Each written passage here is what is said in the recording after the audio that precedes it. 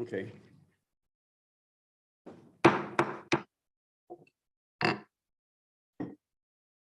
This is the May 2nd meeting of Newtown Township Environmental Advisory Council. I'm calling this to order.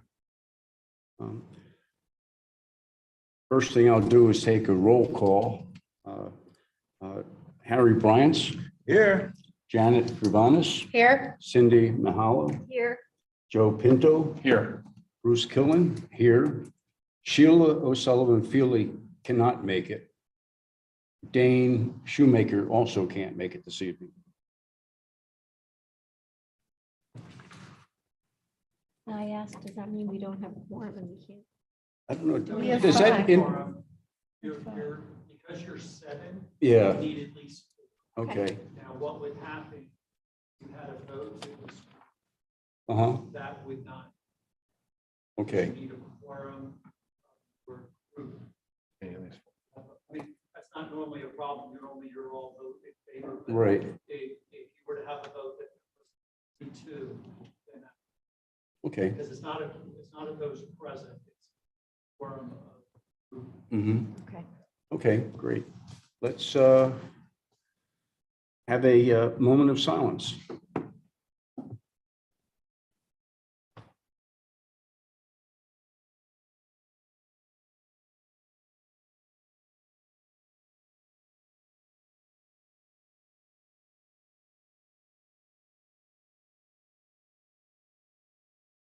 Okay. Pledge of allegiance.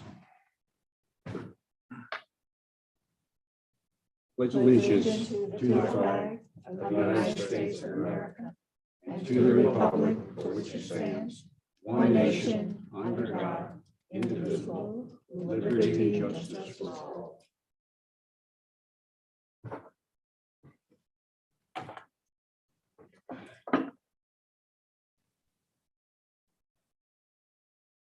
Next, item 4.1 is to consider the approving tonight's agenda.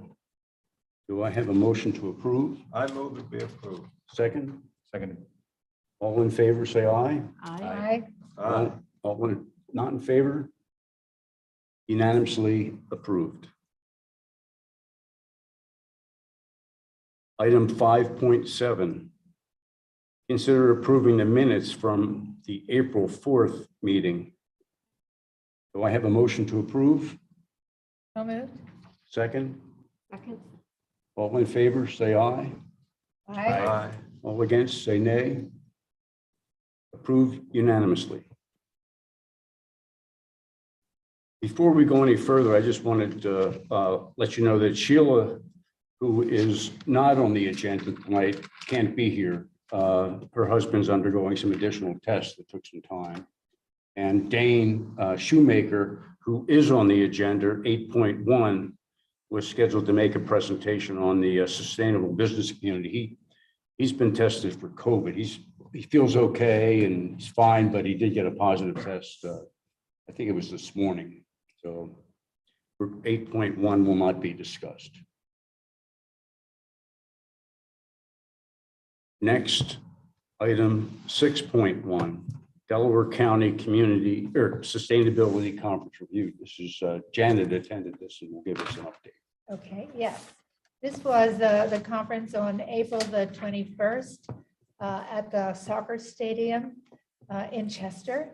There were 100 places for people to attend. And then there were tables as well. There was a full agenda of speakers addressing the issues of sustainability for Delaware County and their goal to become fully sustainable in 10 years. Several of the speakers addressed issues that really relate to our effort here in Newtown Township to advance our sustainability certification.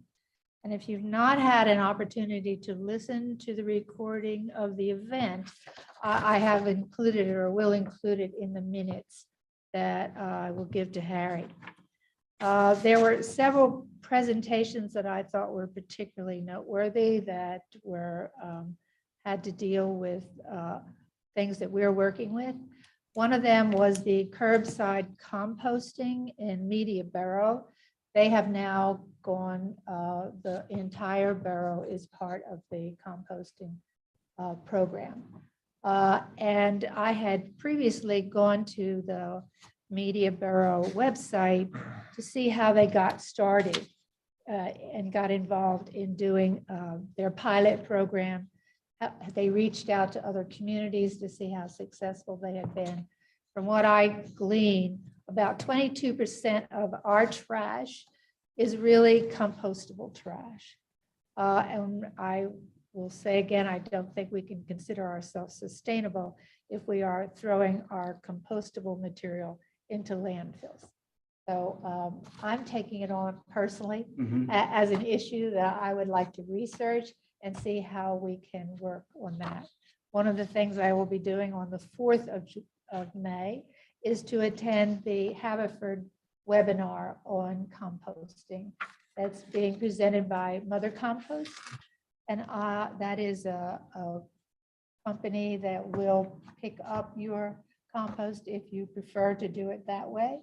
But they will be talking about backyard composting, or composting in the yard. And I'll end on composting by saying that I'm hoping this summer, when we have the farmers market, that we can make a presentation there about how to do composting. And then the educational piece will be in our newest newsletter that's coming out. Steve, do you know when that's dropping? May 6th. Okay. So we have a 2-page spread of graphics. One is why compost and the other is how to compost. So I think we need to start with education first. Okay. Nice. As I said, it's become my goal to see us do it before the Delaware County goal, which is 10 years from now. That's a mountain of organics that we could save. There were several other talks. There must have been at least 10 talks, so a lot of them. But I thought the complete streets and electric vehicles, complete streets meet electric vehicles was another interesting talk that was about how to make sure that your electric vehicles can be accommodated within your township. So interesting information there. And by the way, so because you can listen to these talks, I have also made a notation of what minute or what hour you should go to, so you don't have to go through the entire thing. So that one is at hour 5.13 or 5 hour 13 minutes. It was a very long conference, but we did get lunch and a snack. Another interesting one was the Pennsylvania Alliance for Clean Transportation. I highlight that one because there was funding available for townships as well, which I think we need to make sure we're not missing any of that money that could come into our township. And finally, the Pennsylvania Resource Council, which focuses on waste, education, and water. And for this talk, he was talking about recycling glass, which if it's mixed with all kinds of other things, it's difficult to really compost it. To recycle it. So I think there's good reason to look into how we are recycling all of our materials. I know we just have a new contract out, but that doesn't last forever. So we can, so I urge you to go in and look at these particular items, and maybe you'll find another one that you would like to log on to as well. Not log on to, but listen to. So the full agenda, I'm also including that website here, so you can look through what happened at 9:15. Okay. Any questions? Where was it held then? At the soccer stadium in Chester. But there were only 100 people there? Well, it was up in the room where, like, I guess the VIPs get to Oh, watch it the was, oh soccer. my God. Yes, I thought originally it was going to be down there on the field and Yeah. there'd be all table events and But then how would we be able to listen to all the speakers? So I think that's why they had it there. But you can sit in your own living room and watch so it's great that it is recorded. Mhm. Who was the sponsoring organization? Well, it was the Delaware County, Or was the county itself? yes, Delaware County Sustainable Uh-huh. Committee. The new new one, organization the that was new- just formed. Yes. Oh, that's within The the county, county at the level? county level, yeah. Right, yeah. Remember, she was here. Yeah, You're right. yeah. And they had a nice, Oh, I didn't get one of those. well, you have to go. Cost you 5 hours just to get a bag? But a lot of information. The other thing you mentioned was electric vehicles. Yes, You can't pick up a newspaper today without talking about the lack of charging stations. And, you Well, know, but a lot of those articles go on to say there are more and more. yeah, but they're still indicating there's a problem. Yeah. So I'd like to see what we can do to kind of advance charging stations in the township, and perhaps we could reserve that for a discussion in one of our next meetings. right, yes. See, And I'm I sure the thought- township has information about where you're putting, where the township is putting Yeah, Steve, charging stations. I thought there were going to be 2 put on township property. We are looking into, there's nothing. Okay. Yeah, I'm sorry, I didn't have my mic on. Yeah, we were looking into it, but there's nothing final. We haven't applied for the grant yet, but that's what we're looking. The Yeah. only ones I know of in town are a few at Whole Foods, right? Yes, I know that there's some at SAP as well. I was gonna say, I think there's some at SAP, there's some over at, where else did I see one? I think there's one other location, but I'm drawing a blank right now. But the one that most people see are the ones at Whole Foods. I would think because it's new and they're trying to incent people to do it, there might be more grant money today than there will be 3 years from now. So that's Yeah. something we should take a look at. and I think the Pennsylvania Alliance for Clean Transportation was the one that was talking about funding for EVs. And another angle about that might be from through the township code, that when there are requirements for new commercial developments to come in, that this is part of the requirement. Because I'm just thinking about that huge Porsche dealership, location over by Mastardi's. I would think that would have been an ideal place to, Well, they're ask start- them to put a few. Yeah, they're starting to push their electric vehicles that are coming. Well, soon. yeah, it Yeah. would be to their own benefit Mhm. to have a. But just what is charging. the issue? I mean, I can see the issue in multifamily developments where not everybody, I mean, they might have a parking space, you don't have a garage, you probably don't have a hookup. But for single family homes, people charge in the garage, no? I mean, I don't, because I don't have a. Yeah, at a cost of $4,000 for the unit. But if you buy a car, you got to buy the charging unit for your home. The other problem is, Well, let's say you go to Whole Foods and you're out of power, or you're planning your day, I would say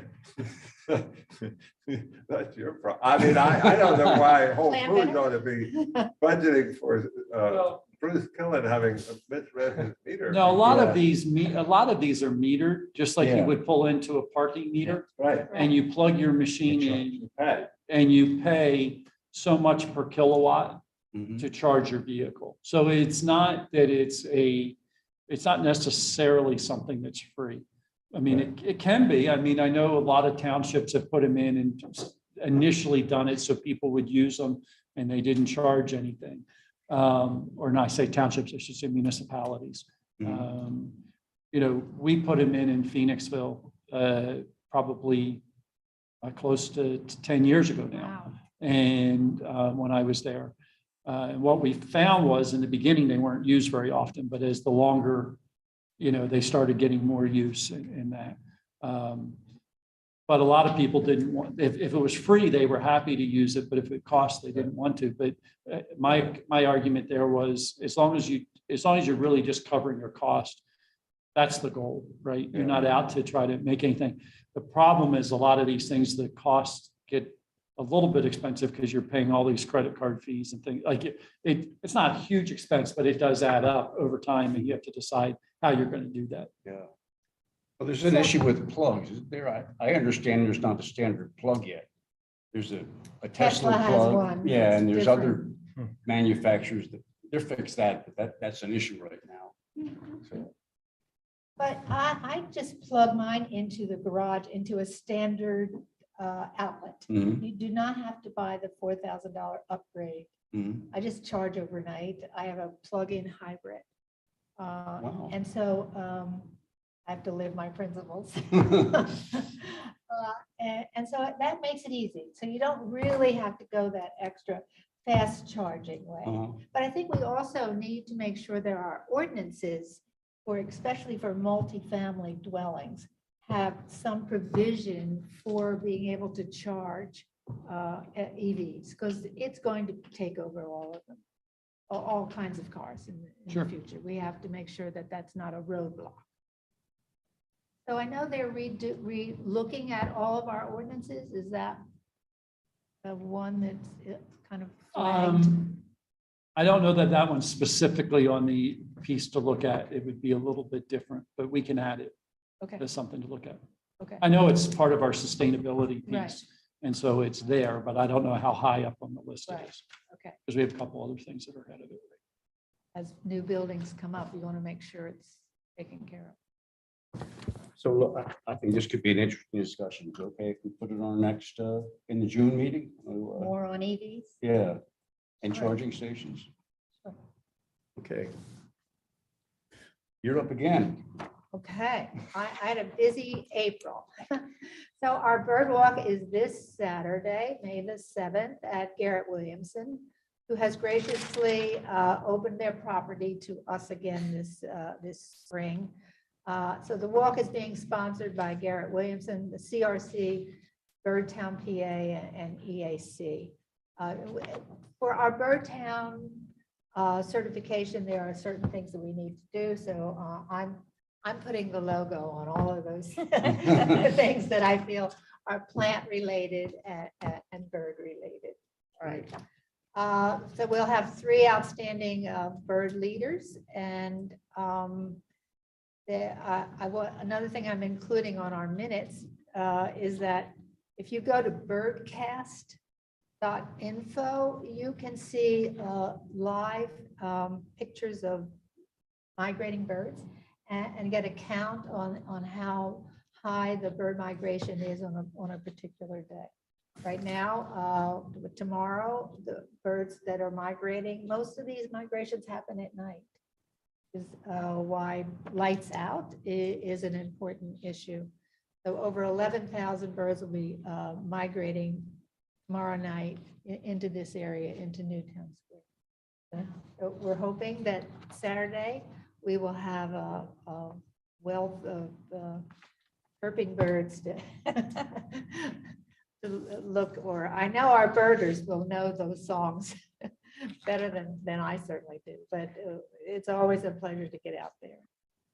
Janet, how's the registration? I think it got It's full. full. Yeah, it got full Wonderful. last year. Yeah, Yes, right. great. They were even a waiting list. Yep. Right. On the subject of Garrett Williamson, I'm not sure if I received an email or saw it in a patch, but they're apparently working on a master plan right now for their future. And Working on their there's strategic plan. a strategic plan, and they had solicited input, so anybody that might I got have that. something to contribute, may want to take a look at that. They're trying hard. I'm rooting for them. Lots of good programs up there. Yeah. And you know, Newtown Square and Bloom is hoping to have a community garden up there, depending on how many people are interested in having a garden. Would be like $35 for the season. So, and Garrett Williamson is very willing to have that opportunity for us. It wouldn't start until 2023, so this is the planning year. for that. What time's your walk? 8 o'clock. Are you coming? I'm not scheduled, but I may show up and at least say hi to everybody. So they Well, you can, can take my place. They'll let me in anyway. I'll move on to item 7.1, which is Janet and other people throw all these dates out here. And to be honest, I have trouble keeping track. And I was just wanted to have a little discussion about putting together a consolidated calendar, having it embedded in what the township does. And just a way to, have everything in one place. Is it the type of thing, is the bird walk on the township website calendar? This is where I had sent it to Steve and it seems to have been lost in space. So I don't know, but in any case, our bird walk is filled up. So- Yeah. Right. But how did But you get it filled up? Because CRC also had opportunities. I had sent it to all of us. Right. I'd also had put it on Newtown Square and Bloom. Mm-hmm. They advertised it that way. So I think it got out there in enough places, but Steve and I are going to figure out what it was that Well, why it there's, didn't go through. there's kind of two issues here. One is how did you publicize it and get it full? And Right. you had several organizations helping. But your point, Bruce, is something that I remember Paul brought up a couple years ago, like probably pre-COVID, because he was planning all these Newtown Square and Bloom things and, just kind of putting things on the calendar, cleanup days and this and that. And we had stream cleanups and tree plantings. And honestly say, I don't remember where we ended up, but he raised the same issue of how can we put all these dates together and It was two parts. There's administering the thing and like, where do we put it? So yeah, it's where public. should it reside and then who can feed into it? I Right. think he was just kind of doing it at his Newtown Square and Bloom meetings and Mhm. just kind of grabbing people by the lapels and saying, tell me when your dates are, but you're looking for, I think there would Is that be- something that the I have township's trouble web too. I mean, or Facebook page might be able to accommodate? I don't know the Facebook page, I don't know if we have a calendar on our About the Facebook Google page or Calendar. not. But for sure on our website, we have a Okay. calendar. Uh-huh. And there's not a problem with anything that a township, if you do it, if Parks and Rec does it, when it becomes a little bit of a question Uh-huh. for us is if the township is not sponsoring the event, Mhm. do we put it on our calendar? And that becomes the question because Newtown Square and Bloom is actually a separate organization, just like Gathering the Circle is a separate organization, Mhm. just like the Firehouse is a separate organization. So we have to always balance that. And what we've said is if we're doing a co-sponsoring or if we're somehow involved in the process, we'll put it on Uh-huh. for sure.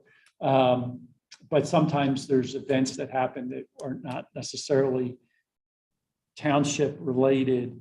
And so we've said we're not going to be the calendar for just everything, but we will be if it's a township Mhm. expected event, like the Firehouse is doing their, Pints in the Square. We'll sell, we'll work with that. Okay. Or the farmer's market with Gather in the Circle will do that.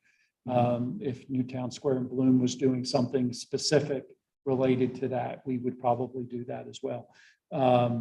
And so, yeah, that's fine. We can Okay. do that. For sure, anything that EAC is sponsoring and doing Okay. as a township event should be on there. It sounds to me like we had an issue specifically related to the bird walk, Yeah. not something that we wouldn't have put on our calendar. Okay. When you say the township calendar, the one I always see at the website, it's in the right-hand side. It's mostly meetings Yes. that I see. So on there's two calendars on the website and we can add to that. there. Okay. And so it's not a problem. Okay. The one is, if you go down to the one where it's agendas and stuff like that, that is all meetings. That would not be where it ends up. It would be And that graphic. on the graphic on the other side. Okay. And then when you click on it, could it take you to more information? Because Would that be very Um, useful? Steve, you're my website person.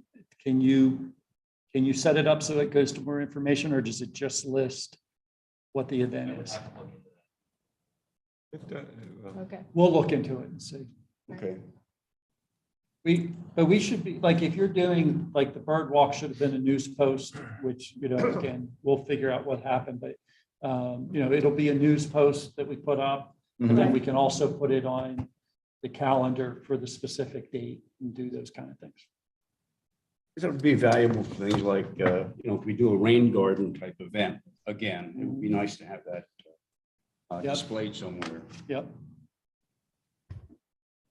So we're talking about the mechanics.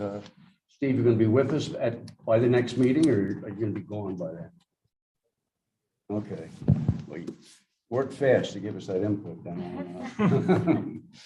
Or Rose. Next thing on the agenda is development plans. I think it's great we're getting these plans now via email. There's two things that I guess I think we should discuss. One is understanding where we fit in the process timing wise or sequentially. And, do we have enough time to respond? And the second thing is they're massive, finding, do we have the aptitude and the capability of examining them in enough detail to provide, significant, meaningful comments. Harry, we talked about this. Have we gotten any plans lately? I've seen two. Two in the last Aronimink- week. Last week.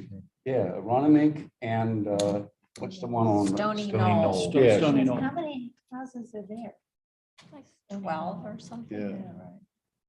Yeah. I haven't even looked at the. You should have gotten them, Aronimink one. Harry. They would have come from Heather Hastings. From who? Heather Hastings, if you're Oh, searching, okay. not, that would I'm- be the person that sent them. They were Someone in the big code documents. office. Yeah. Yeah, but 29 it wouldn't have come from like Newtown Township or something. Yeah. It's coming from the individual's email. Who's responsible for that area. Yeah, If But I it's could, the newtowntownship.org. Or, yeah, Okay. yeah, Okay. absolutely. but that's just how I found it when I went back looking for it. I had the exact same two thoughts, Bruce, is it's wonderful that we're getting these. That's a step in the right direction. But my immediate thought was, okay, where is this in this convoluted process that I think none of us really understand or remember Mhm. and can vary depending on if it's a PRD or whatever. And by when do we need to take action? Mhm. Because we discussed at a previous meeting how, intricate it can be for us to discuss it or not discuss it at a meeting and hand things off and comment by email. And then the timing of when we would discuss it or vote, and then how that would fit in with what the next step is. And if the person like Heather or whoever sends the email could say, this will next be considered in one of her emails, she did say that. She said it's going to go to the PC Planning Commission. But if she could go beyond that and say it will be presented at the Planning Commission meeting on May 23rd. And then I don't know if she can coach us a little more, like if the EAC has comments, it would have to submit them to the Planning Commission by whatever date, I don't know if we're asking to be spoon fed, but Yeah. you know, Well, I think the other part is we can make suggestions if there's requests to go beyond the limitations of the code in the development plan. We can't really say you can't build that many houses, but if they adhere to the township code, we can't impact that. I think where we can have our greatest impact is in those cases where the developer asks for relief in some fashion. Yeah, I think Streamside, that, whatever. I mean, that's always, the case. I mean, even with the planning commission, the greater impact is when the relief is requested, right? Right. But so, I mean, what we can do, and I'll work with Heather in getting you a time frame in which you would need to submit by, so that you know when you would need to submit by. The challenge that you'll have is, I'm not 100% sure that the cutoff time for getting the plan turned in, and please understand that there's a state law that governs how quickly we have to handle the plans. So, it's not me saying, well, we just don't want to give any more time to this. Sometimes they have a right for how quickly it moves through the process. And so we do require that it's turned in. I believe it's 30 days. Is it 30 days, Steve? 28 days, something prior to the planning commission meeting. Okay. Which in most cases will mean that this meeting will be within that, but that means that you probably saw it, potentially could have seen it on Friday, and you're meeting on Monday. So I'm just being fair, warning you, there's the planning commission's at the end of the month, and you're at the beginning of the month. And so, one option, I guess, is to move you later in the month to handle that, but we'd have to figure that out. But we can at least get you a schedule of when we need things by. There's 2 dates that you can aim. Obviously, if you can get it to the planning commission, that makes sense. We usually turn, just so that you know, so like the planning commission's the 4th Thursday of the month. And I'm looking here and saying that by the 3rd Thursday would be when we need it to give it to the planning commission, because we give them their packet on Friday the week before. And so they have time to review it and do that. So just to give you an example, this month, the due date would be the 19th, I'm sorry.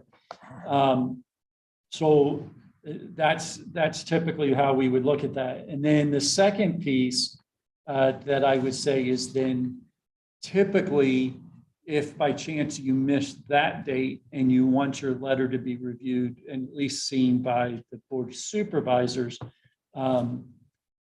we've been saying that there needs to be at least, a full 2 weeks between the planning commission and the supervisors meeting. And so a lot of times that puts it to the second meeting in the following month. However, depending on how long the planning commission takes to review it, sometimes we don't have a choice and we have to put it on the first one, because we've got this ticking clock, which also makes the board frustrated, to be honest with you, just because sometimes they're not given very much time to review it after the planning commission does. You said I see, I'm going to stop you just a second, because I see Joe's face and it looks like he's thinking I'm something. confused. So Okay. if we get plans, for instance, and we do want to submit something about them, didn't we already say before that we're not allowed to work on this stuff unless it's within the meeting frame? So here would be the thing, like you all can take, so let's say we submit the plans to you and you said you got them last week. So you can go in and you can individually review the plans, just like the planning commission does. And you can come up with, these are the 5 areas that I think are things that are concerns for the plan. We looked at it, they've got some steep slope issues. They have the riparian buffer, the kind of things that you all are going to want to make note of from the environmental side. The planning commission is going to look to make sure it meets our ordinances related to the number of houses and all of those kind of things. I think your focus really, if the biggest add that you would bring is, are they building in the riparian buffer? Are they crossing what they should be? Are they asking for riparian buffer relief? And, it's one thing if you're asking for riparian buffer relief to put in a trail, that's one thing. It's a different thing if you're asking to be in the riparian buffer to, you want to encroach in with a wall, or you want to, like we had related to the hotel over at the Marville property. And so, there's different things that you may want to look at that way. You know, are they looking at steep slopes? Are they, you know, river crossings, whatever within there, what are the impacts on that? The tree commission is going to be looking at the landscaping side. So I'm not saying you can't look at that, but that's their focus. And they're going to be looking at it on a detailed level there. Hopefully the Trails and Greenways group is looking at it from at least a trails perspective. You know, where could we get some walking in, because we want to make sure that we have walking in these communities.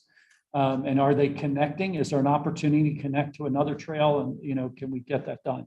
So that's going to be being looked at by those folks. But I could see you guys looking at the more environmental sides, those kind of questions, and addressing those. And then, so you look at that, you look at the plans and you say, yeah, I've got concerns here, here, and here. Come into this meeting tonight and you discuss it. We've looked at the plans and we have concerns in these three areas. And so as a group, if you all agree, you say we all agree, we're going to make a recommendation to the Planning Commission and the Board of Supervisors that the plan consider moving back out of the riparian buffer. And I'm making this up, but and not build and reduce the steep slope disturbance by 50%. And that's your recommendation. So that comes back, you make that recommendation to the Planning Commission and to the Board of Supervisors. Your ultimate goal is to be before the Board of Supervisors because they're the actual decision makers. Right. Planning Commission is doing the same thing you're doing. They're a recommending body making a recommendation to the board. Okay. So, on one level, if you didn't get it done at the meeting before the Planning Commission for whatever reason and got it done before the other meeting, before the Board of Supervisors meeting, we could still get it. The problem is timing, because let's say tonight you made a decision.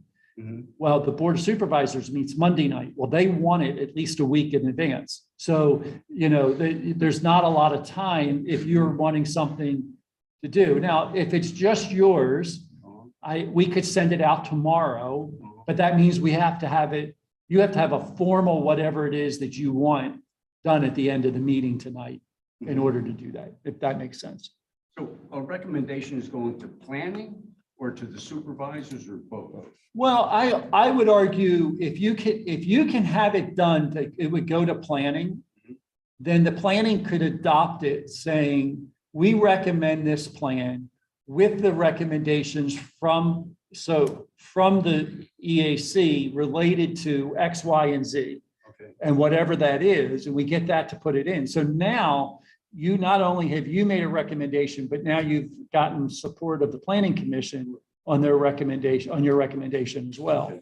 And so now the board not only has you as a 7-member body, but also has the Planning Commission, who is another 7-member body. So that's 14 residents of the township that are saying this is what we think ought to happen. You said that our input to the Planning Commission would be due on the third Thursday of the month. When would we get the development plans in advance of that? So like you got the development plans when we got them, the ones that were sent out last week. And so it kind of depends on when we get them is how soon you get them. Okay. Obviously if a developer gives it to us in the middle of April and for a May meeting, you have more time. Right? Yeah. If they give it to us right at the deadline of whatever that is, you have the least amount of time. And that's why I'm saying there could be a time when you get the plan and you wouldn't meet until the time afterwards. So, so you would meet after the Planning Commission is met. Okay. And it's more of an issue if the Planning Commission is only going to meet one time on it. Okay. Okay. I mean, obviously, if the Planning Commission's, Stony Knoll, this is actually probably the 3rd meeting they've had on Stony Knoll. The problem is they totally changed the plan. They went from a 26 housing units down to 13 Mhm. or something like that. I may be off my numbers a little bit, but they went from a pretty large development number of housewise to a much smaller development, but they're going to be bigger houses. Right. I mean, More they're, expensive. yeah, I mean, Can I make that money? unless you're all in a different position than me, it's not a house that I'm moving in. So, I mean, I think he said the starting price was going to be like, 2 or 3 million. So, that's not my area, but obviously there's folks that can afford that, and that's great. And, it's good. So, but those are going to be bigger properties. They're going to, so it's should have less impact. Right. But I also know when you look at like Whitehorse Subdivision, by the time they got done, even though they were larger properties, there's still a lot of impervious. Yeah.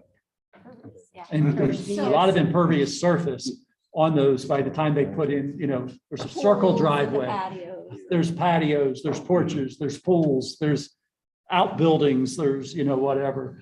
So, all that it plays into it, but, they're going to design it for a certain level of stormwater, Sure. and you might want to look at some of that and see that. Yeah, so For Steve, 100 thank you. years. That's very helpful to have you explain to us again, the process in general. So if we can take it down to these specific plans that we got them on Thursday. Today is Monday.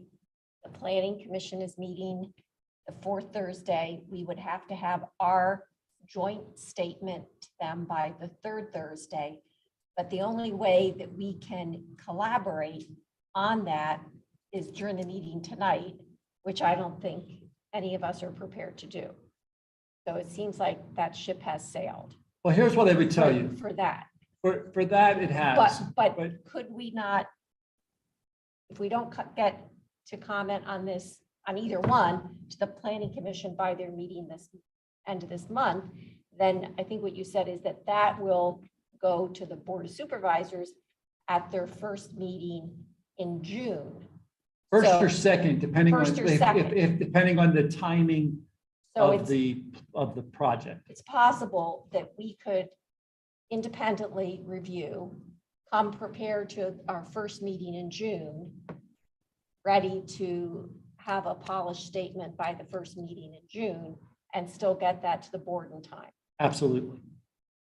So that sounds And, like a and here's timeframe the other for thing these. that I would tell you, and this is assuming that it's only before the planning commission one time. Right. If it's before the planning commission 2 months in a row, which is often the case for bigger projects. I don't know on this case that will be the case, because Aronimic's project is not huge. But it might be 2 months. The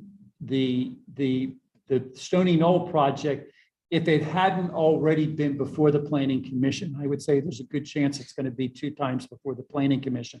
This one, I think, is more likely to only be once, just because it's a second submittal related, and he's coming in for a preliminary final. So an observation and a suggestion. When I sat in on the shade tree meeting the other month, they commented, I think it was on the Stony Knoll. But I was very envious because they have like a professional, 1 or 2 professional arborists on the shade tree, or actually I think you was either at the meeting or you copied me. That arborist knew his stuff. He was able to just nail what he went through the proposal and said, the ordinance says this, you didn't do this, per the ordinance, you need to provide this, this, and this. And I thought, wow, this is fabulous. I'm so glad that we have an arborist who really is familiar with the ordinance, who can just, he did it very professionally. He did it on his own letterhead. It was succinct. It was on target. It was great. So I'm thinking, where does that leave us? But now I'm thinking. But I will say that Stantec, Stantec's our engineer. They're going to be reviewing some of the things that are your area. Yeah. The problem is that most likely you won't see that letter until after your meeting, because Stantec just got those plans last Thursday as well. Right. So, they haven't done their letter, and they probably won't have their letter done until much closer to the event. But I will look at the process and make sure that when Stantec's letter's done, it's submitted to you. That'd be great. So I had a thought, and when we were discussing this before, we observed that Harry, is an attorney and he brings certain expertise to the process. And when you look at these plans, there's a lot of components. There's the stormwater, there's the steep slopes, there's, impervious surface, stuff like that. And I'm wondering, what if we each have like our own area of expertise, like you'll look at steep slopes, I'll look at impervious surface, because it's a lot for all of us to learn, Sure. like just if we each come to this, rather than all of us try to, I don't know, maybe we should all review the whole thing. I don't know. Do you have any thoughts on that, Harry? I'm sorry, I'm reading a review letter, which we finally got. Say that again, dear. Oh, the review letter about Stony Knoll? About Stony Knoll. Yeah. But From you said Stantec. your No, question no, was- that one's probably from McCombie. Okay. Okay. Was that part of the email? No, that was a part of the agenda items for the last planning commission meeting that was held now, I guess Monday and Thursday a week ago, but they didn't show up. I think they canceled at the last minute. But your question was, I was saying, can we talk about how we as an EAC might tackle reviewing these plans? Because, well, I think, if for we, me, like, had each this look at the whole conversation with thing, Bruce. or, I've had this conversation with Bruce several times. The 98% of the review of these plans we're entrusting, in most cases, to Stantec, unless they are the developer's engineer, in which case the township goes out and hires somebody else. But that person is an engineer. He or she knows how to read plans, and also knows hopefully what the township ordinances require. And hopefully he or she picks up most of the judgment issues, the deficiencies, for the planning commission's attention. And then the planning commission can decide, we're not going to waive that, or we're not going to recommend that the supervisors waive, or we're going to recommend the supervisors waive it in part, but not in full, or something. But frankly, I don't think in most cases, somebody wandering into the room, and frankly, that's what we are. We may have good intentions, but we're wandering into the room. It has either the technical expertise or the hopefully reasonably encyclopedic knowledge of the subdivision ordinance in our township to add to what the township engineer charged with reviewing the plan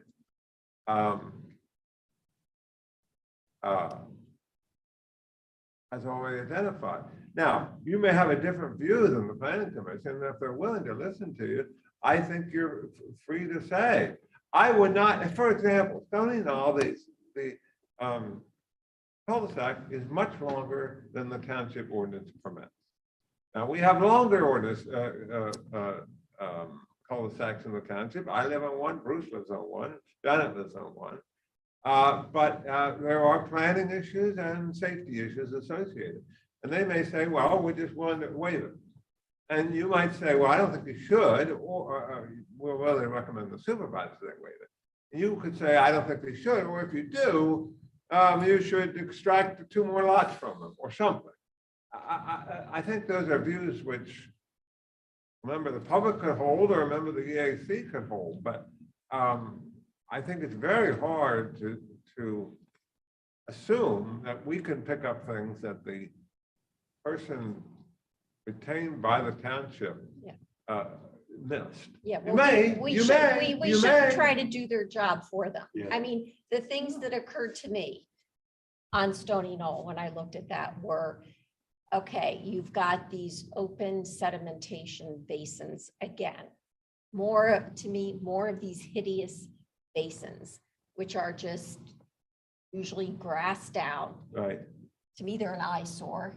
There's one, and I only looked at the development plan very quickly. It looks like it's right to the right side of the main entrance. And I thought if I was living in a $2 million home, I wouldn't want one But of they these. do ugly buy things them. Right Yeah. there. And then there's like 2 or 3 more. And this has been something that I've been thinking about for a while. And I've It's a attended stony workshops. knoll. And the water runs off the stony knoll. this And it is a has to go grassy- somewhere. And the a ordinance grassy says, basin. after development, Rain the rate of runoff cannot exceed that before development. So Mm. they correct, construct these basins to try to address that issue. They don't generally work. I mean, they don't work as well as the ordinance Yes. would seem to require them Yes. to work.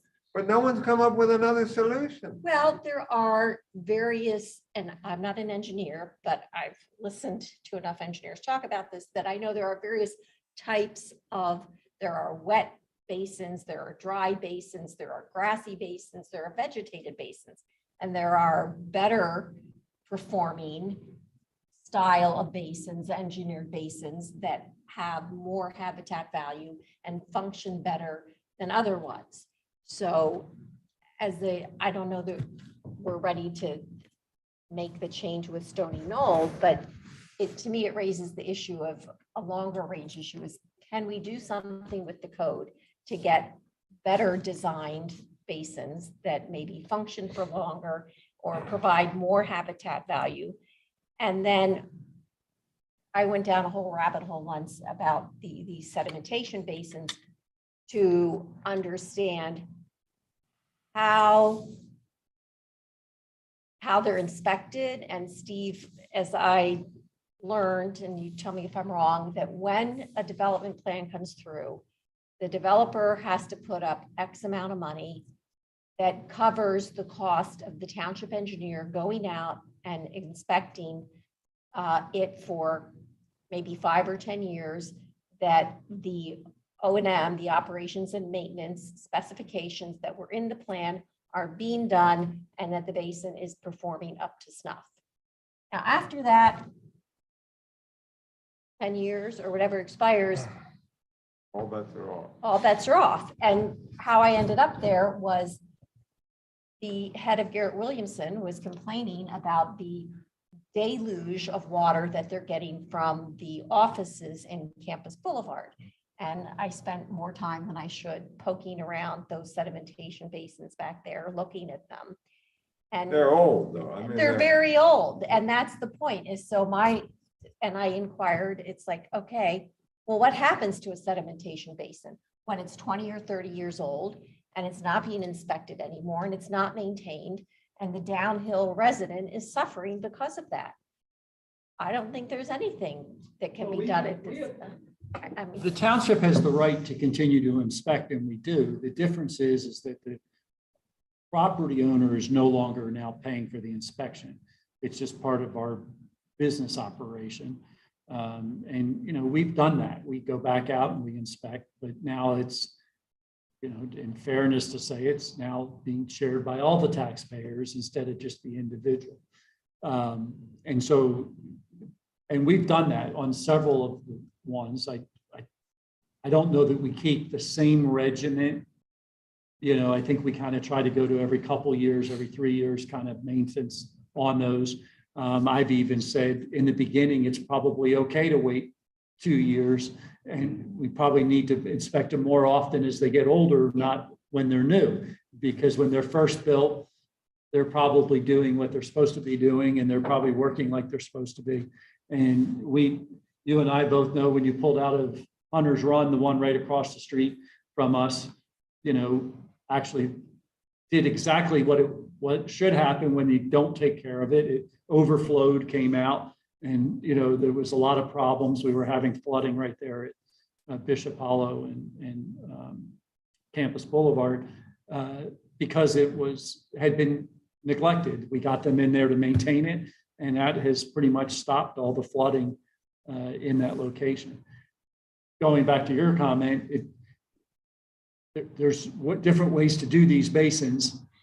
And if we can, encourage, and I think some of the developers are open, but if we can encourage doing more of a, plantings in it that are more designed to be water tolerant, and even more than just water tolerant, but water thirsty is the way I like to describe them.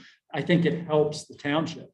But conceptually, I think that, and my own view is, the place to address that is in the specs in the ordinance. Yep. Because if the developer comes in and he or she shows you a basin, which is designed in accordance with whatever the specs are, they're entitled to build that unless Right. they're willing to be generous and do some more Right. that's not in the ordinance.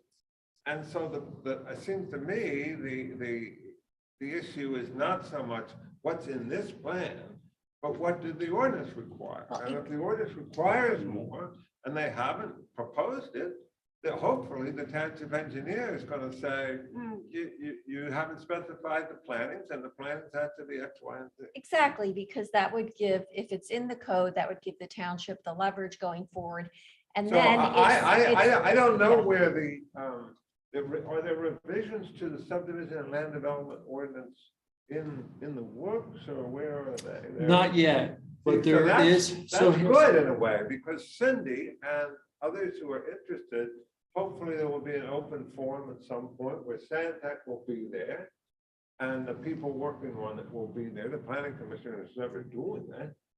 And the public can say, we're sensitive on the following 4 things, and we want to make sure we're state of the art. Sure. I will tell you, we are having we're having the Pennsylvania Environmental Council do a review of all of our ordinances. Oh, good. And so we talked to them about a year ago. For some reason, we didn't move forward. But I just talked to, Susan. Yeah. So she just let us know that they've gotten started on our zoning. So they're focusing first on our zoning, and then they're going to look at land development. Good. And so, and the reason we're doing that is we're still finishing up the zoning rewrite. I wanted them to weigh in before we finished up the zoning, because the last thing I want to do is pass it and then them look at it and say, well, you need to change 30 things. I'd rather change the 30 things up front. Right. And then we're going to get ready as soon as we get done the zoning rewrite, which will probably be sometime towards the end of the year. Then we'll start the land development.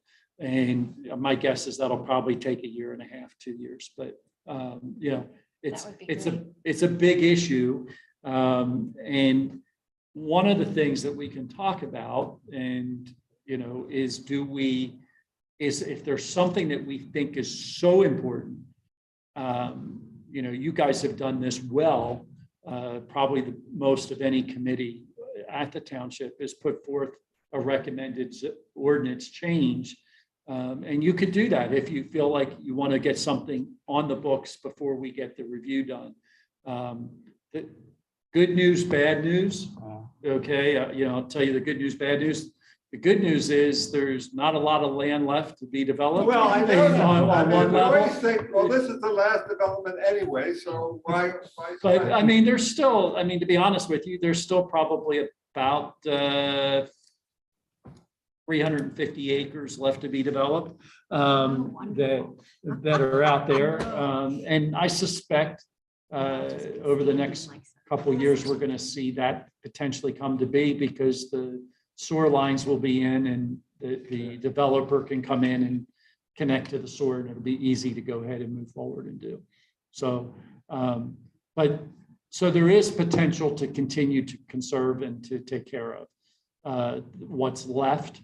And so we want to do that. But, I just received, somebody was telling me that there was a piece of property that I would have thought was a long time, would never probably get developed. That somebody's concerned about a development happening because somebody's selling off a very large piece of property. That's a single house today. I think we've got some protections, and I'm not overly concerned but I know some people were concerned about it. There's, I know there's at least a land conservatorship on it that I think will keep it from being developed. So, but anyway, Steve, I apologize. I missed the planning commission meeting last Thursday. well, they didn't have it, so you didn't miss it. Say that again? They didn't have it, so Oh. you didn't miss it. Oh, good. The developer pulled out at the last minute.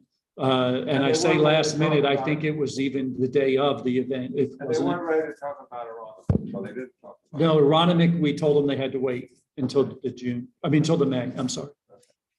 So Steve, if we can Wait come wait a in, minute, the developer, well, they gave an extension then. I mean, That's correct. But I mean, their extension, we've asked for the extension to get us through, I think, to the second meeting in June for the township, for the Board of Supervisors. so here's a thought, not that we can resolve this tonight, but given the fact that the township is very developed and we have a lot of these detention basins that are older and have passed the point of which the developer's fees are covering the inspection. And the fact that these underperforming basins probably are contributing to our stormwater runoff. If we look at this from the MS4 compliance perspective, does it make sense to enfold that somehow in achieving our MS4, because it would end up helping clean up our waters?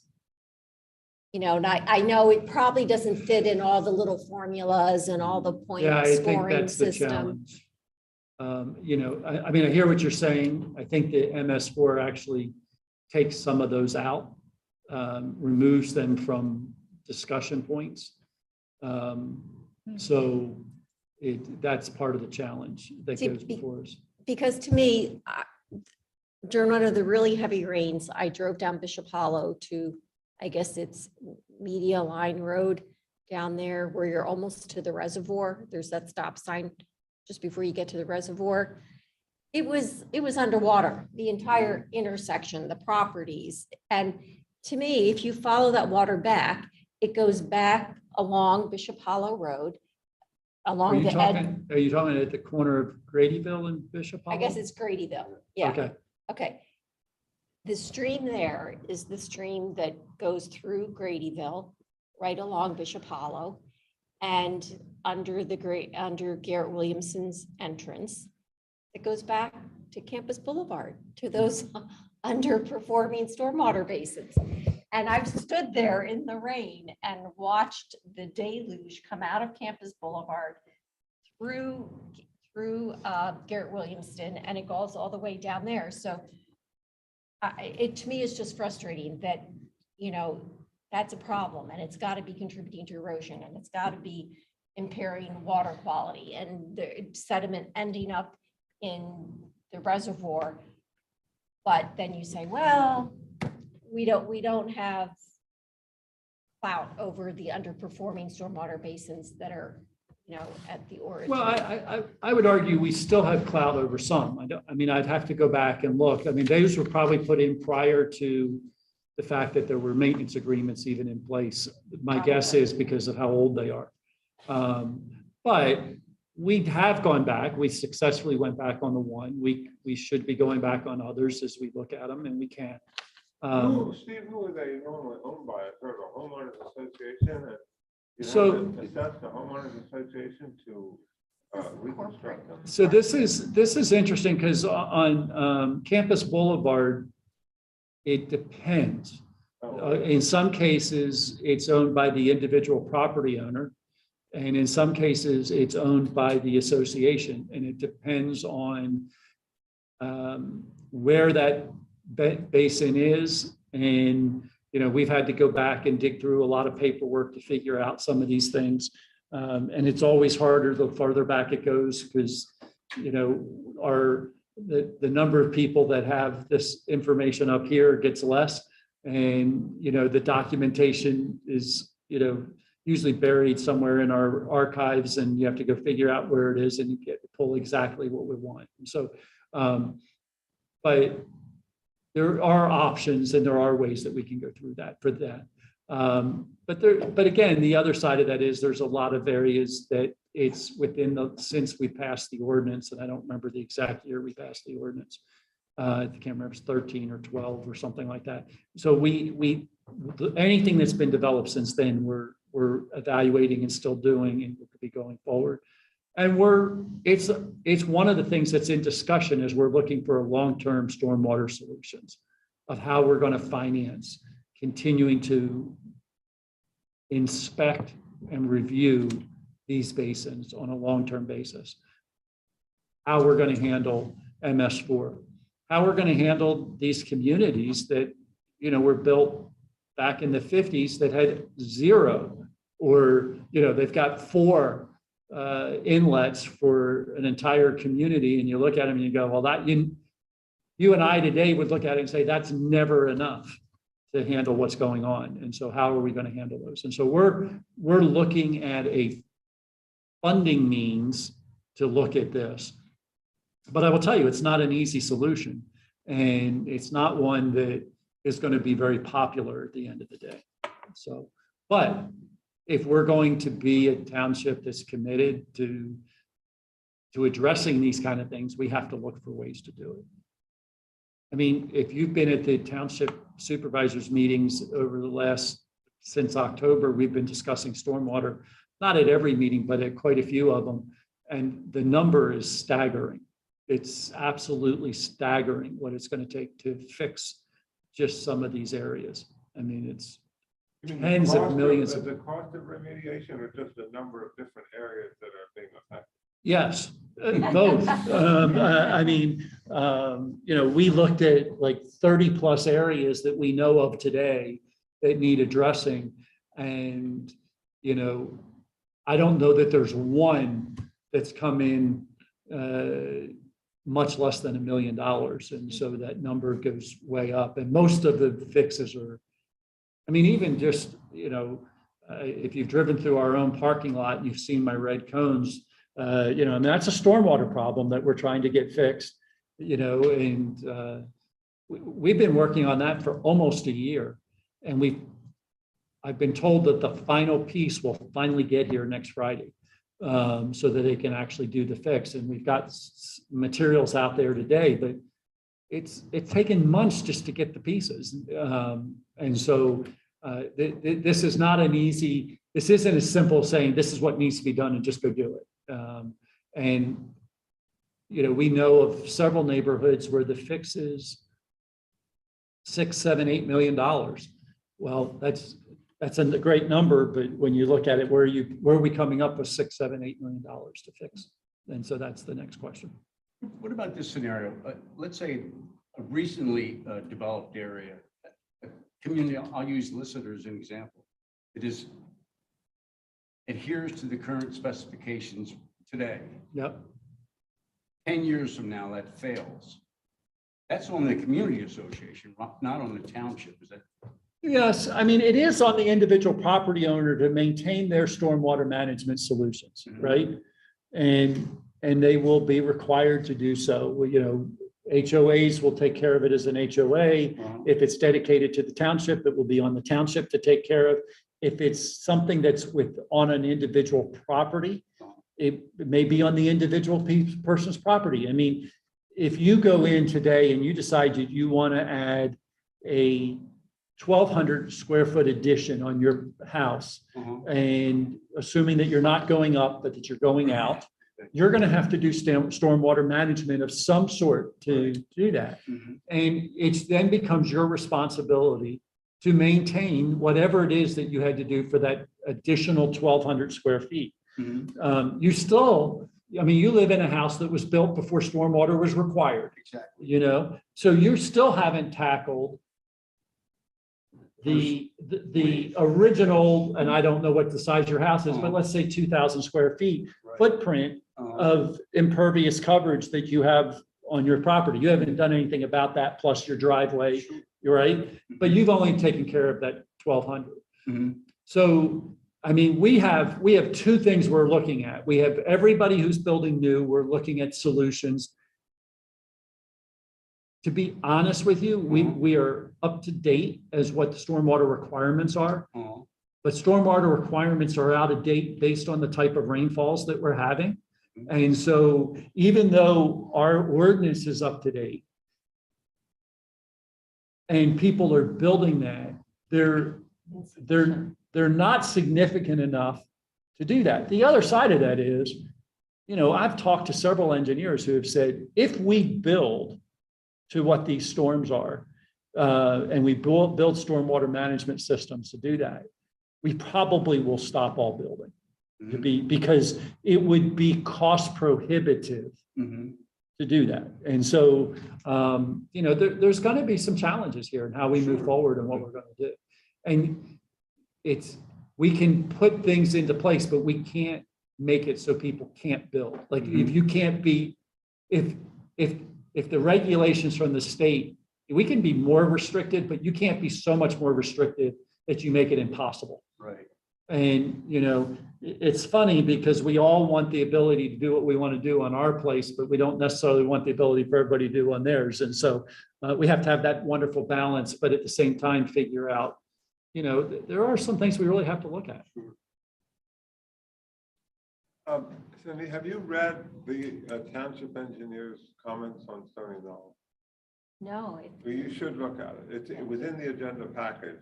It's For today? 71 numbered paragraph for today or for? It was on the 28 planning commissions. for the 28th. It's I didn't dated. get that. Yeah, I wouldn't have received No, that or it's on looked at the- it, but I. It's on the website. Yeah, On the website. I will go Yeah. get it. I didn't. And Yeah. there's 71 numbered paragraphs, of which 23 very long numbered paragraphs deal with stormwater management. So, with citations to the relevant portions of the Great, ordinance. I'll So look at that. I'm not saying he got them all, but he definitely That's did. good. Focus Less hard for on us. sedimentation and erosion control. I mean, this is a good letter in terms of seeing what, Yeah. I'm not saying it's complete because who knows, but That's great. it looks to me that it was a thorough job. Excellent, thanks for pointing that And out. we don't really have the No, we don't have that Expertise. expertise. training to do that. And I think that would be the key. Like if you can see the engineer's letter, my guess is most of the time it would address most of the things you're concerned about. Our engineering team, I think, does a pretty good job of going back and looking at our ordinance and saying you are in compliance or you're not in compliance. The place where I think that you can make a difference and that we can make a difference is lots of times, you know, I look for, is there just that one extra thing we could ask for that would make it better? And The thing that comes to my mind for Stony Knoll is when you're talking big luxury homes, I immediately remember that in Lissitor, for their largest homes, they offered as an option to the homeowners, you know, put in a rain garden. You know, you want a patio, you want whatever, you want a bigger deck, you want a rain garden. And I thought that was great that they just offered that. And I think that Stony Knoll would be a perfect place for that because you've got large enough lots. It's a relatively, I guess there's some slope. It's very sunny because there's not many trees. And so the conditions would be right for encouraging the developer to offer that or include that. On the topic of stormwater management, the city of Philadelphia went through that same calculus that the Board of Supervisors did about 20 or 30 years ago when they were trying to deal with their combined sewer overflow. And they came up with a number in the billions and said, we can never do this. And so they are heavily relying on green infrastructure. You know, rain gardens, rain barrels, green roofs, because the price tag came out lower for that. And when they're properly done and you do enough of them, they can be effective. So with that segue, you all should go out and look at the rain garden because if you've seen it, it's blooming, it's beautiful. It looks great. it does look great. And Steve, I did send you the email I did see it. about the questionnaire. So we'll get the township's input on the design. Yep. for the sign. And I was very impressed with the Pico tree giveaway on Friday. You were there, I ran into you, George Saritz, I don't know if everybody here picked up a tree, but the Pico representative was there. They did a really nice job of not only the online ordering system, where it was this computer assisted map of your home and calculation of where you put the tree and which species and what your annual savings would be. So it wasn't just like sign up and we'll throw a tree at you. I thought it was well done. And I thought it was great that the Shade Tree Commission was there with their little sign. Did you know, a little card, did you know that we have a shade tree ordinance? And that the township ordered extra trees. We got 200 plus trees that they're small, but they're bare root for Waiting for anybody who help. wants to put in a street tree. Mhm. They're available. And we probably had, I may be exaggerating a little bit, but I think we had at least 20 people sign up, maybe even more, who signed up for trees. My only comment on the development plan, I took a quick glance, is the long cul-de-sacs. Yeah. We're a community of cul-de-sacs, and the consequence of that is, I can see Harry's house, but I can't get to it. I've got to go out to St. David's Road. Same with the Gateway community. I'd like to encourage that when we build a cul-de-sac road, that we in some way try to connect to another neighborhood, to their cul-de-sac. My wife's an avid runner. When the Gateway community got built, we lost access to Willows. And now she's got to go into St. David's Road for a couple hundred yards to make it down to Gateway and run. So, but it's 100 feet of connection that would have resolved the problem. That's an interesting idea, like a pedestrian path. Yeah. It really makes communities a lot more fun and usable and Mhm. accessible. I mean, part of the challenge that we have with some of these is that the old communities don't have Right. a connection point Mhm. to a road either, Right. without going across Mhm. somebody's individual property. Sure. But look, if we can make it work, we should make it work. Absolutely. Well, aren't there, on the new developments, aren't there right of ways for emergency access to the cul-de-sac typically? Yeah, and that's one of the issues on this particular one is how are we going to do that? Uh-huh. So I think that they're working through that. We, not to be selfish, but on my road and the Gateway community, there is a right of way that we assume we could walk on, and maybe we can, but the resident that's next to that has no trespassing signs up now on that property. Where is the right of way? So, yeah, It's so between the end of Dunmanny and the end of that Gateway community that's just between us and Round. was Bentley Homes or Mason's Way? I'm sorry, it's Mason's Way. Mason's Way. So, I don't know that we have one at all. You don't. no, you don't. You're a much older community. And Dunmanning didn't No. until that other one was put in. And it is a challenge. It's one of those things that we look at. It is meant to be an emergency access Right. for emergency vehicles to come Mhm. in. Yeah. Not emergency hikes. But it's not necessarily a public right. Right, right. Well, they are important because I've been stuck in my neighborhood for 4 days when a big tree goes down at the end of the. end of the street. You're one of those neighborhoods that we talk about often. Yeah. that How do we handle this when it happens? Well, we've hit 6.3 for a long time. Does anybody else have any further comments about 6.3? No, but I will not miss the next think it's meeting. 7. I suspect the reason the developer said they weren't coming was a long letter to respond to, and they only had 6 days or something. to address? I think there were a couple things, but I think that's one of them.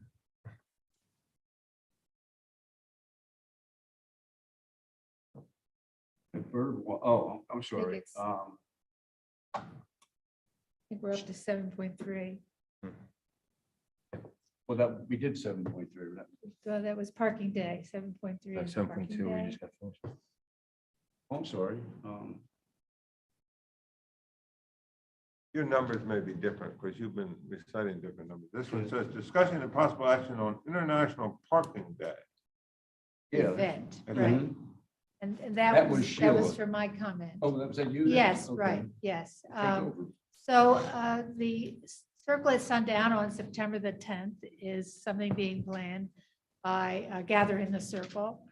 And that's 1 week prior to International Parking Day, which is an event where people take a parking space and convert it into a temporary park to just get people to realize that there are other things you can do on a parking space. And there's been work through Paul to get the owner of the Rite Aid parking lot to just give up a few parking spaces on the Circle at Sundown Day, September the 10th. So I had learned about International Parking Day from the New Britain Barrow Birdtown event that they have, which is a weekend event. So I threw it out there. Linda knew about it as well. She was hoping that we could participate in International Parking Day. And that would just mean perhaps a table event over there where the parking spaces would be used. I know that Linda said that Willistown Conservation Trust is interested in participating. And I'm reaching out to Tyler Arboretum because they came and helped us with our putting in our pop-up garden. And so we're waiting to hear through Paul whether or not we would be granted access to the parking space. But since I would be representing, or we would be represented, EAC, part of that, I just wondered whether it was okay with the members of the EAC that we participate in, If it happens. if it happens. It's the 10th or the 17th? It'll be the 10th. Oh, it'll be the 10th. Right. Because this year we already had an event planned for the 10th, which kind of worked around the other events that are happening. Sure. So I'm, But we'll be jumping the gun on International Parking Day by a week. yes, we will. I Okay. don't think that people will notice. International Parking. So it sounds like we have an interest. To me, it sounds like a good idea, but it's up to Paul to make this thing happen, right? Well, it's up to, Paul is hoping to get the authorization From who? from the person who has the Oh. authority on the Rite Aid shopping. Okay. It's the parking behind the Rite Aid. Yes. There's that parking lot there that he's working. So do we need to vote on whether or not it's okay for the, I would propose EAC that we to wait until participate? Paul says it's a go. I would suspect by June, will we know one way or the other whether this event's going to happen? well, Circle at Sundown will definitely. Oh, yeah, happen. yeah. Right. This would just be a tag along. with Circle that. Sundown, I think we should do for sure. That was a Right. good event last year. Is a vote necessary? I don't know. Well, you're not voting, you wouldn't be voting on the Circle Sundown. No. That's their event. They're going to do that. Right, If you want to participate. participate, you know, I think you're right until we know what Paul's got. I don't know that there's a, you know, Janet can keep working with Paul. You might have to make a decision come July, one way or the other, Right. if it's still not decided. Mhm. But I think right now that I don't think there's an action that you need to take today. Okay. But in terms of Circle and Square, that event's happening. Yeah, the September 10th is set. Okay, We're working towards that. okay. I don't know that the event is fully planned at this point, but Sure. the intent of the event is planned. So, Well, let's do this. It's not really time sensitive. Let's Yeah. propose this. for discussion and a vote at a future meeting. Is that All right right, for you guys? okay. I know Circle at Sundown has or Gather in the Circle has a international Zoom tomorrow because Linda's Mhm. over in Mhm. England. But Yeah, so I mean, like, I think that I'm hearing, Mhm. and I think it would be appropriate, I know, Janet, you're on that call tomorrow. You could Right. say that the EAC is definitely interested in Right. participating. I don't hear anything saying that that's Mhm. not the case. But to the extent we understood it, we thought it was wonderful. Yeah. But obviously, you're waiting to hear, make sure that you have a parking lot or a parking space to do it in. right. And maybe if that doesn't work, I have my brain is working on another couple possibilities. I mean, you did one last year, basically. You know, the park that was, they made that pop-up park, Yes, right. but they took 3 three months. parking places to add to that, to make that pop-up park, which made a very nice area. Any need for further discussion on 7.3? 7.4 is typically we skip one meeting in the summertime. And I just wanted to throw out there a discussion of that. First part is, do we want to skip a meeting in the summertime? And the second part, which meeting would we skip? Anybody have any, first of all, do you think we should skip a meeting in the summertime? Do you have a thought about that? I'll be in Iceland on August the 1st. Well, there's always Zoom.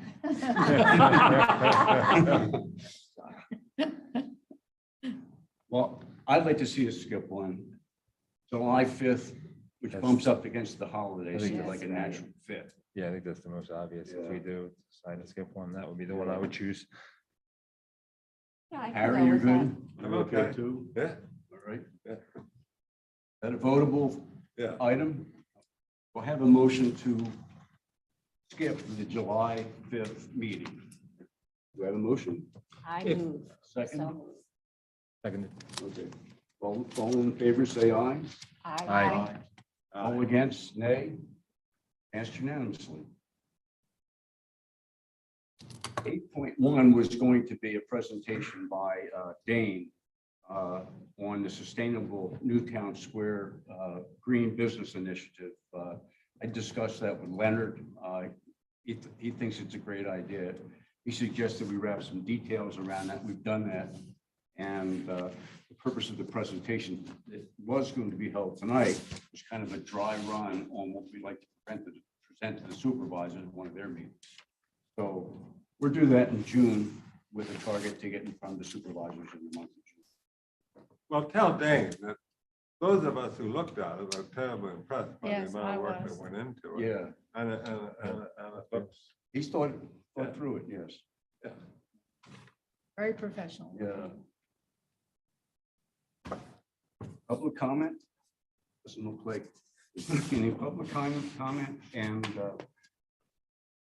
I have a couple things here on, actually, I have one was charging stations as a discussion item for our next agenda. Does anybody else have anything? Of course, Very Dane, sustainable. yeah.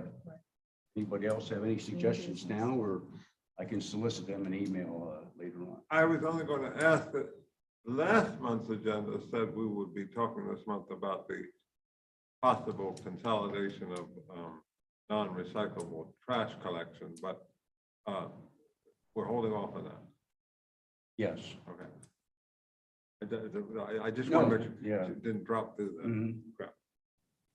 Well, I did want to mention that at the farmer's market, the EAC will have an opportunity on several occasions to be there and talk about issues. One of them might be what is solarized.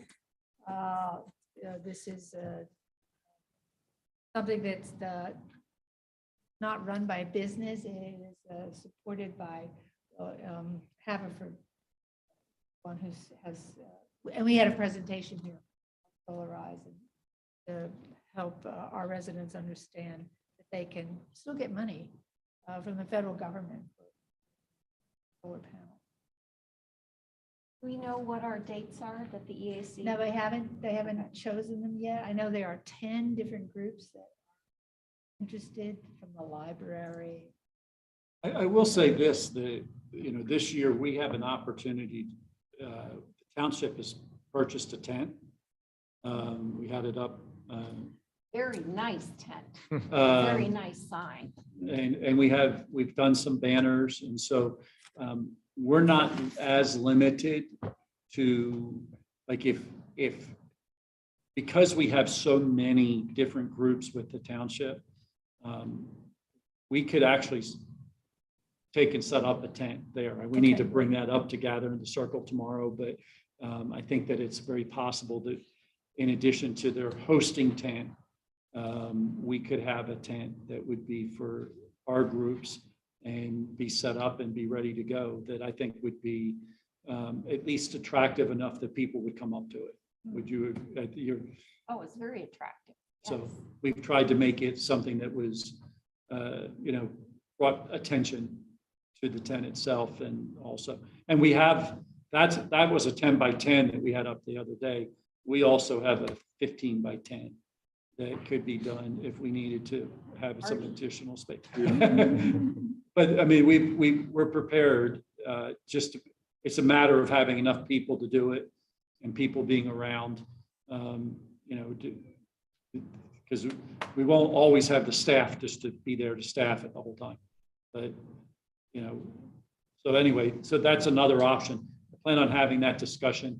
We're trying to get a committee of committees, or whatever you want to call it, the township organization meeting. We thought it was going to be this week, but we didn't get the information out soon enough. So we'll be having that shortly, going back to our quarterly meetings. So I also plan to talk about Birdtown here, and that people can choose to get their yards certified. So it'll be a native plant. Well, I don't know about demonstration, but maybe a few. Where and when is it? Well, this would be at the farmer's market. Oh, yeah. I've And they're already gonna do- committed to several weeks doing it. Right. When is the first date for the? June, the first week, Friday in June. I think it's, the 4th or the 3rd, 4th. And Janet, you said you're going to do composting Yes. 1 week. Right. And I'll call you up. June I'll be 3rd. there. I'll bring my own compost. Okay, good. Okay, I think we're going to wrap things up. It's 6:40, and that brings the meeting to an end. Thank you.